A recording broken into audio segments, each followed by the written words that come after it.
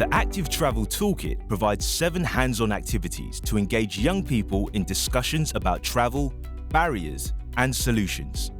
To kick things off, we begin with a creative and interactive icebreaker, modelling. This activity helps young people express their thoughts and feelings about their local environment through hands-on creation. Participants are given Play-Doh, plasticine, or Lego and asked to build a model of a place that holds significance for them, whether positive or negative. Once everyone has completed their model, they take turns explaining their choices, discussing why the place is important and how it makes them feel. This activity sets the stage for deeper conversations about how the built environment affects their daily travel experiences. Next, we move on to mapping journeys. This activity encourages young people to reflect on their travel choices by visually representing their usual routes and highlighting key locations along the way.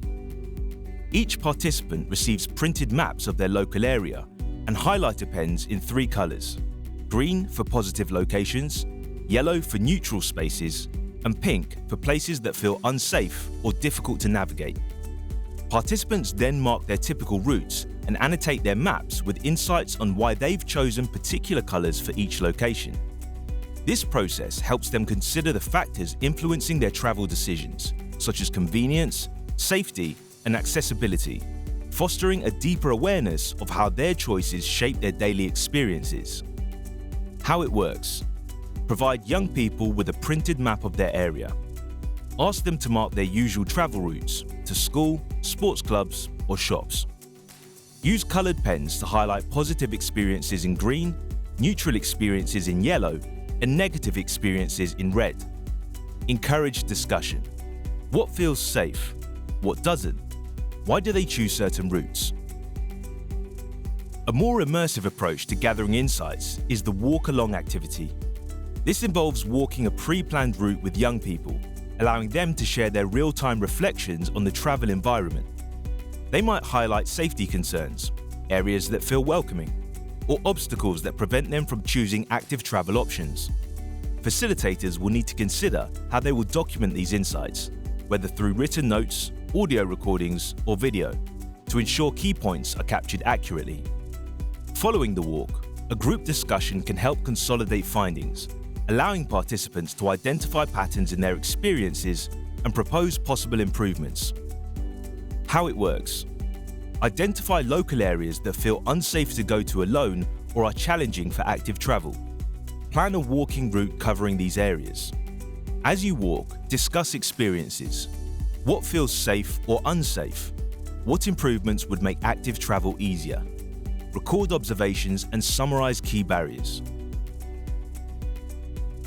Using Google Street View, participants can virtually navigate their travel routes, identifying key barriers and discussing what would make active travel more accessible. By taking turns guiding others through their routes and sharing their thoughts, young people can articulate their experiences while also engaging in discussions about potential improvements, such as better lighting, safer crossings, or dedicated cycle lanes.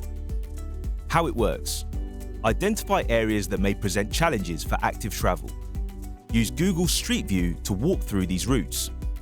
Participants highlight concerns such as unsafe crossings or lack of cycle lanes. Annotate screenshots to document findings. Discuss possible solutions and improvements. To gain a broader understanding of daily travel habits, the Week of Journeys activity encourages young people to document their travel patterns over the course of a week.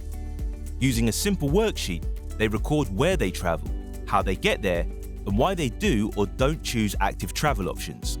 This activity helps uncover recurring challenges, such as unreliable public transport or safety concerns, while also highlighting opportunities to encourage more active travel choices in their daily routines. How it works: participants record their daily journeys over a week, noting where they traveled, how they got there, why they did or didn't use active travel. Discuss patterns, highlighting recurring barriers or opportunities for change. Engaging young people in discussions about active travel also means empowering them to connect with decision makers. The Local Leaders activity helps participants identify key figures in their community who influence transport and infrastructure, such as local councillors, MPs, or transport planners. Through online research, they compile a contact directory of relevant individuals and organisations, learning how to advocate for change and voice their concerns to those in power. How it works. Brainstorm key figures responsible for transport and community planning, such as local councillors and MPs.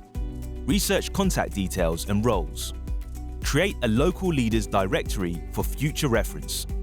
Discuss how young people can engage with these figures to drive change. Once young people have identified the barriers to active travel, the next step is to find solutions.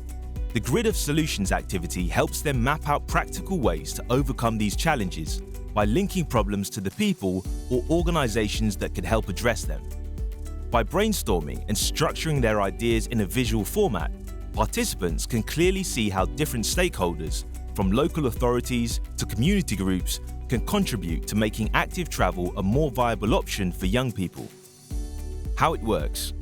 Brainstorm people or organisations who could help solve active travel barriers. Create a grid. On the x-axis, plot the decision makers, such as local councils and schools. On the y-axis, plot any identified barriers. Participants write solutions on post-it notes and place them in the grid. Discuss feasibility and next steps.